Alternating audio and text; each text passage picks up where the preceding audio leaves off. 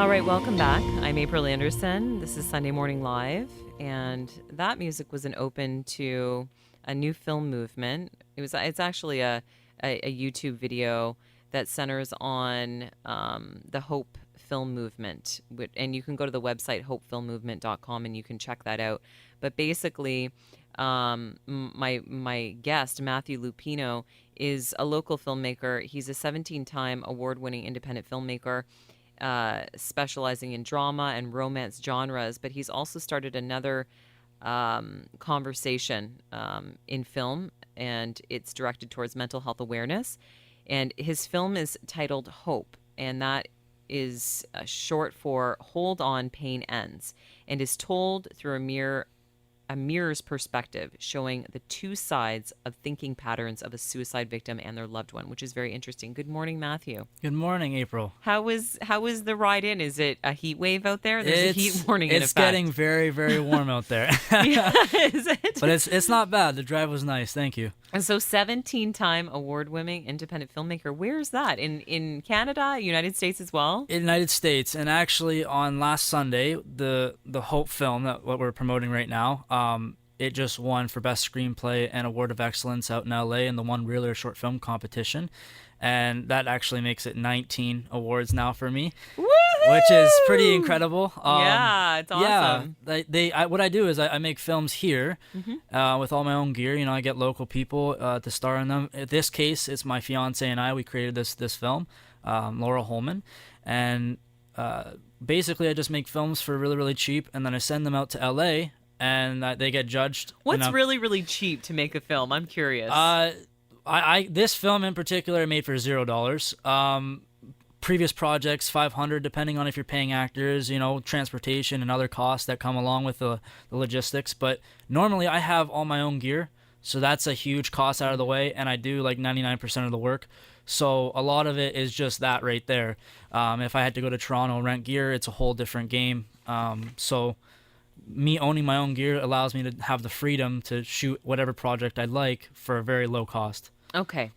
Okay, and that's a good thing. Yes. Low cost is good. We like low cost here in Yes. Windsor, Essex. Okay, now the concept. I want to know why you started the Hope movement. If you want to share your reasoning behind that, please do. So the concept came from something my fiance told me. We were laying in bed and she just said, I was really down. You know, mental health is a big thing for me, and I'll go into my story, you know, in a little bit. But the concept started. She said to me, you know, I wish you could see yourself through my eyes. And something beautiful about that concept was I thought originally I was going to create a love story, and it is a love story. But I knew I could go more with that. I knew that concept had more merit than just the basic, you know, meaning. I knew I can go deeper. So I let the wheels turn, and you know, about a month later, I created this story of mental health and suicide prevention, you know, titled Hope, Hold On, Pain Ends. And the story basically takes place with a past, present, and future, and it goes back and forth, so you see the two different sides of a suicide victim and their loved one. And it's told through a mirror's perspective, so that you can actually see the progression of a suicide victim's thinking patterns as they're in that moment when they're about to commit suicide. And you can see the back and forth and contradictions between their loved one, you know, saying like don't do this, like I need you here with me, and the suicide victim saying like I'm all alone, no one needs me, I'm by myself, I'm gonna do this, and you know, and you can really see that contradiction, and it's very powerful to see both through a mirror's perspective. And like I said, the whole movie is told through a mirror, and it's interesting to see the two sides. And what do you hope to achieve by putting this out? What message are you hope looking to get out? My hope and goal is to advocate for mental health. Basically, I want to start the conversation. If it was, you know, black and white, I want to start the conversation. Whether it's, you know, saying I don't understand this, or I feel for this and I know exactly what's happening, I want to start the conversation so the people that don't understand are talking about it, and the people that do understand are talking about it, and everyone talks about it, because if we talk about it, we can end the stigma. And that's what it really comes down to. There's such a stigma, and I feel like even now, as I start to talk about this film and the movement and even my story, I've noticed so many people are willing to talk about it and are ready to talk about it, but are afraid to. So many people feel this or know somebody who has had it happen to them, or they know of someone who's going through depression or suicide or anxiety or any mental illness, and we're all ready to talk, but we're just afraid to. And that's a huge stigma that I'd like to remove, because I think that with conversation we can really solve a lot of these problems and get people help when they need it the most, and really show a compassionate understanding towards everybody else. Yeah, and I think fear, it's a powerful thing. Yes, it really is in it people's really is. mind. It's almost like they worry, is this going to be contagious if I talk about this? Like, there's a lot of irrational, like, fear is irrational. So That's right. all the ideas that they have about suicide will be irrational if they're afraid to talk about it. Of course. And then, you never know if it's going to put a negative perspective on your recognition and who you are, because, like, if you have somebody, you're crazy. Yeah, you're crazy. And then, right, of course, people jump to that. Exactly. And what I want to really bring up is that mental health is something to not be taken lightly. And I'm diagnosed bipolar, and I've had suicidal attempts in the past, and I've been hospitalized 2 years ago. And basically what I want to really say is mental health is not who you are. Mental health is not a label. You are not your diagnosis. So if I was to come in here and say that I'm bipolar, that's a piece of me, as well as suicide is a piece of me, and mental health is a piece of me. But I am not a suicidal, bipolar, crazy person. I am diagnosed You're not bipolar. out of control Exactly. and you can't function in society, Exactly. day to day. And it's a piece of you, and you have to learn to cope with that, just like diabetes is a piece of you. And you can't tell somebody who is diabetic that, they're crazy. They're diabetic. It's just circumstances. There's a lot of very, very, very successful bipolar people, by the way. They call it the brilliant man's disease. There's a book called The Brilliant Man's Disease. And not all, I'm not saying every person has it, so they direct their energies. And it's very destructive. Yes. They hurt a lot of people, but there is a lot of very successful people that are just tornadoes of destruction, but yet very successful. Yes, and even through my research, I found a lot of creative people, even celebrities. A lot of creative people are either bipolar or have some sort of depression, or they've attempted suicide. They're on the spectrum somewhere. Yeah, they're on the spectrum, and I think that you can't be as creative as you want to be, or you can't have that creativity that's like kind of embedded in you if you're not somewhat along the lines of mental health. And I don't know, it's all my research has been, if you have a creative side, you have some sort of mental health issue, or you have something that's kind of embedded inside you. And I think that they correlate together. I agree. Now hold that thought. We're going to take a quick break. When we come back, Matthew is going to share his personal story of surviving suicide when we come back. I'm April Anderson. This is Sunday Morning Live. Soccer victories are sweeter because cones. Left-handed high fives are cooler because cones. And summer is the best because McDonald's has $1 vanilla cones all summer long. Now till September 2nd. Limits may apply. Ask for details at participating McDonald's. Overheard at an LCBO. Hi, can I help you? Yeah, we're doing a sort of backyard island tiki thing, and I'm looking for something kind of...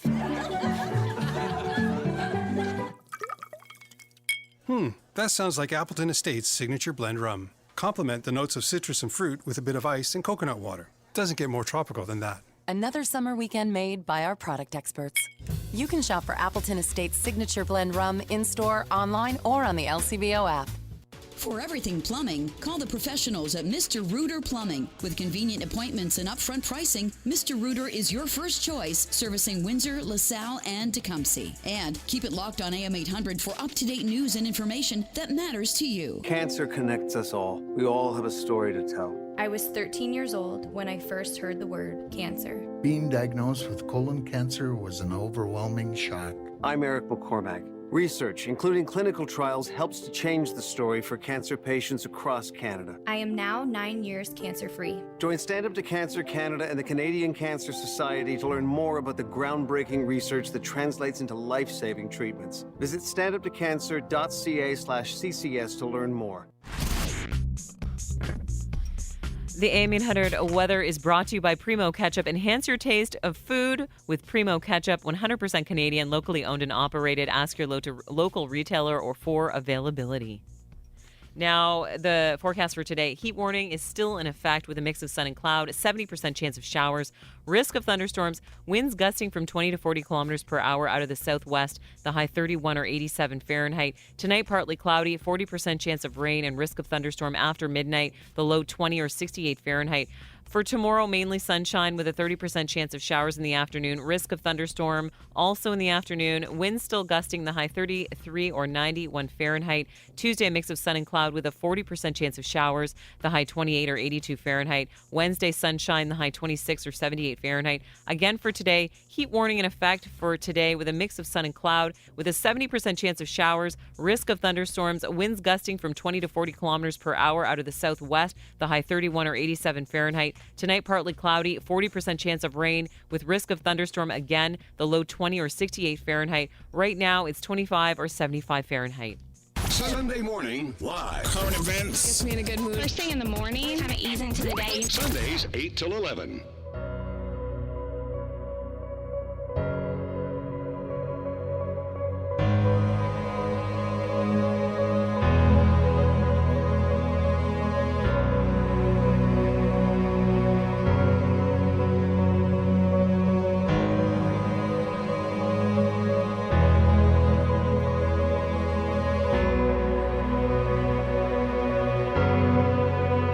All right, we are back in studio. I have a very, very special guest in studio with me. Matthew Luppino is a local filmmaker, and he's won several awards over the last few years.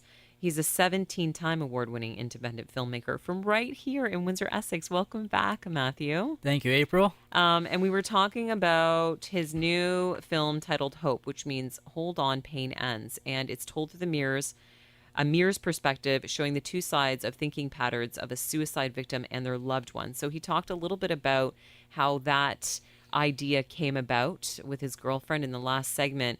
In this segment, I want to talk a little bit about how you found your way out as a suicide survivor.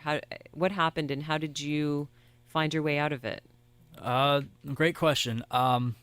It's been going on for years, close to 5 years. I've been dealing with mental health and suicide. And how old are you, Matthew? I'm 24 years old. Okay. And so basically right out of high school, last year of high school is when it really started to really manifest into something I couldn't control. And I moved to Toronto. I went to Toronto Film School, and while I was there, it was a very, very difficult time for me. Being away from your family, your friends, being all isolated. Familiar to you. And just, you're 18 years old, you're being isolated, and, I was working insane hours. I was barely sleeping. I held a full-time job as well, going to full-time school to support myself. And, as well, I was trying to do a film as well while I was there. And, sleeping 2 hours a night for like a year and a half is very difficult. And so, you don't notice your health is declining until it's there, and it just keeps going and gets worse. And unless you get the help that you need, it only gets worse. And so while I was in Toronto, the reason why I'm really talking about this and really trying to push mental health awareness is because I was that person that said, I don't need help. Oh, suicide is not an issue, mental health is not an issue. And I was that person that said, this is stupid. Why am I, getting help? Why am I going to doctors? I didn't believe in any of it. I didn't believe in medicine. I didn't believe in nothing, not even therapy. And the reason why I'm really trying to push it is because if I've changed my perspective and if I've, gone through all this, there is no better person to really advocate because I was there on the other side. You attempted suicide and you survived. That's right, yes. And that changed your beliefs about suicide. It changed, what changed my beliefs about suicide? My whole mental health, as it progressed and got better, had changed, even about therapy. And I found therapy to be my biggest outlet. So I had attempted suicide multiple times in Toronto, and then it carried on when I moved back from school. And it got the worst. The last couple months in Toronto, it was very, very, very bad. And your family was aware of this? They were aware, but they were not sure how to help. And it wasn't until later on in life that it happened again, that they really pushed and I got the help that I needed. And, what ended up happening was 2.5 years ago, I was just rushed to the hospital and I got hospitalized. It got really, really bad. And all my friends at the time showed up at my house at 3 a.m. and we all went together, which was really cool and really showed their support. And that meant the world to me. But even then, I was so upset that they showed up and wanted me to go to the hospital because I was so afraid. Determined? Yes, I was so determined, and I was just so afraid of what was going to happen, and I was going to get this label attached to me, and I was going to be this person, this taboo person that no one wants to associate with, and everything that I had worked towards is going to be diminished and shamed, and that's kind of the opposite, and that's really what I want to push to, and this just makes me stronger. And so I had been hospitalized then, and I got medication, and I started getting better. And then it was a couple months, and then I got hospitalized again. And I didn't find the medication was working, and everything was all over the place. And the thought patterns are so crazy that all you think about in that moment, in that dark moment, is that you want to kill yourself. You don't want to be here anymore. And the sad thing is that you see people all day long that care about you, and your friends and your family are there and they support you, and they support you, and they're telling you they're there. But it's the weirdest thing because you don't actually see it. You don't see that side. You don't see that, there is a tomorrow and it's going to get better and pain ends. Yeah. And that's really what this story is about, is that it shows the two different sides so that when you're in that moment, you can understand the two sides, that if you do this, it's a permanent solution to a temporary problem. And so, it passes on to the next person. Just because you kill yourself today and you end that problem doesn't mean that everyone around you is going to be affected for life. And so that's what really is the powerful message behind it, is when I was going through everything, I didn't know that, even if you were to ask me, then if I was going to be sitting in front of you, April, today talking about this, I would say you're crazy. You're nuts. Because you're crazy. The only pun. thing I thought about then was, I'm going to die today. Mm-hmm. And I had to step down from a very good position in my job. I had to really focus on mental health, and I went through years of therapy and talking about it and talking about it and talking about it. And what really helped me was not only talking about with my therapy, but I write constantly. I write my feelings down, which I end up turning into songs. Mm-hmm. And I write poetry, and I talk about a lot of dark emotions in that. And I found that formulating words and sentences and crafting what I'm really feeling and trying to portray that emotion, in a creative outlet has really, really helped me kind of make sense of everything and understand the emotions I feel. And I think that talking about it, the main thing is that people like to hold it in. And people think that if you're, if you talk about it, then you're deemed as weak, or if you're not, if you're not speaking your emotions, and you're weak, and you have to have this alter ego that makes you stronger than you actually are, which I think is cowardly.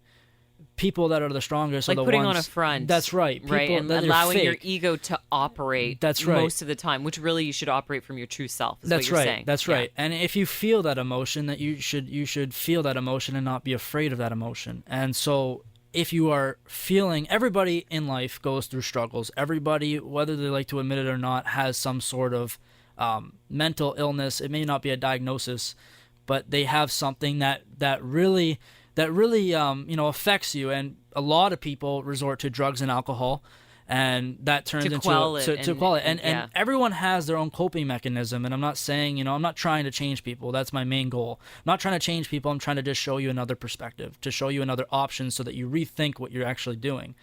When you're in a situation with a suicide victim, to really understand what they're going through, you may not be in that mind state to understand, but to see maybe another side so that you can comprehend what's really going on and maybe help further, instead of having your own alter ego go ahead and say, well, this is nothing, it's nothing. It's not nothing. It's a very important issue, and it obviously keeps happening right, left, and center.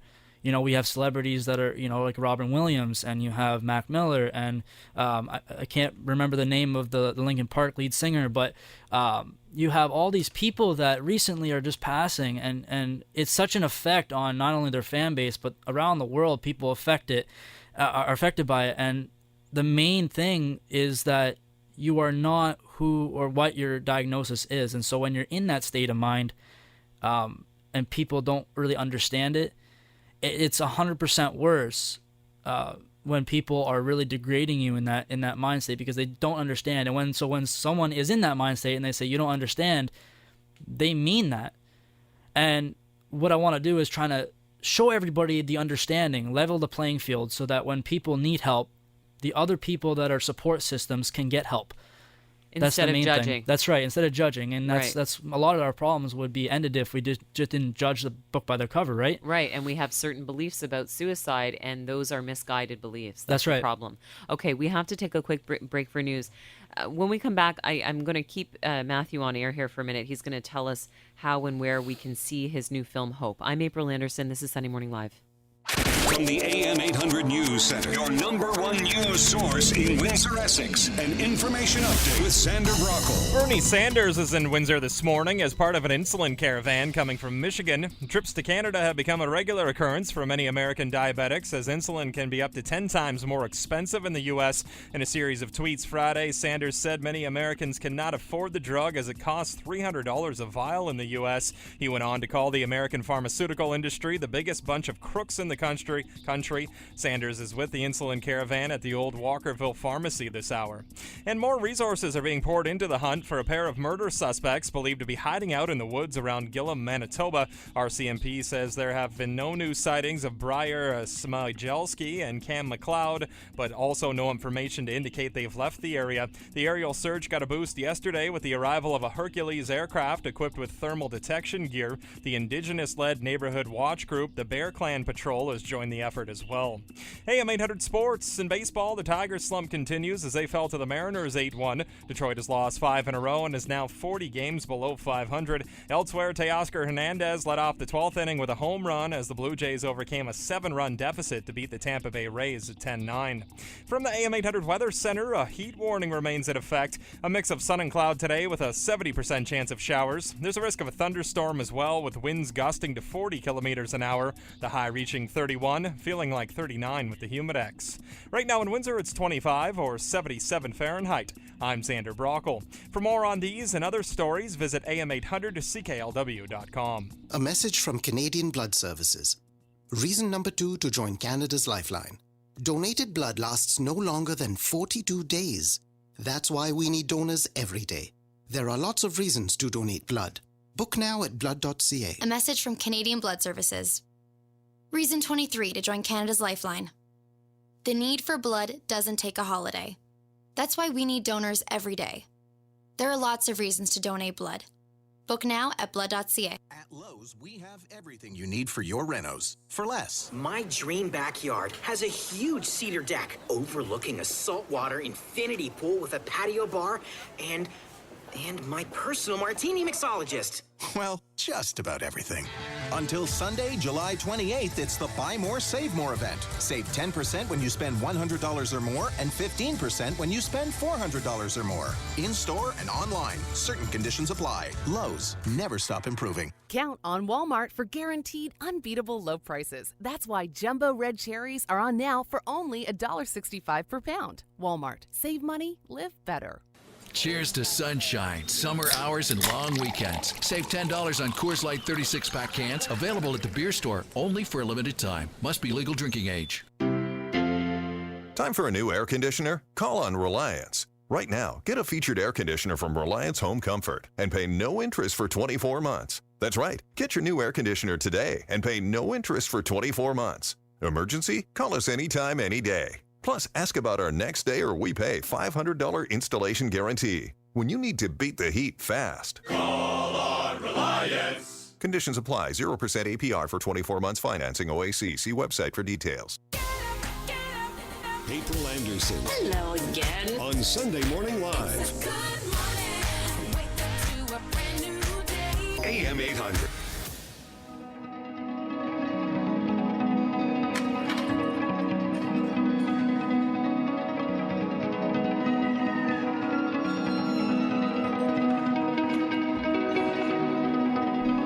All right. Welcome back. I'm April Anderson. This is Sunday Morning Live. And I've been talking with Matthew Luppino, who is a local filmmaker. You can go to hopefilmmovement.com if you want more information about Matthew and his films. But he's put out a new film recently, and it's entitled Hope. And that's short for Hold On, Pain Ends. And it's told through a mirror's perspective, and it shows basically the two sides of thinking patterns between patterns of a suicide victim and their loved one. Now, he's been talking a little bit about his experience as a suicide survivor, but also about how and why he came up with the film and decided to do the film. And I just, for a few more minutes, I want to talk about how people can see the film and what your hopes are moving forward. In terms of, mental health awareness and, contributing to this conversation, ending stigma, ending, the shame and fear associated with mental illness overall.